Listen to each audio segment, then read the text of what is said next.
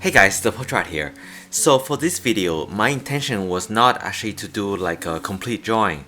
It turned out that way, but I actually contacted a manufacturer to have them tweak the hardness of the charcoal. That is most optimum to the way that I like to draw. So this was me testing one of their samples that they sent to me.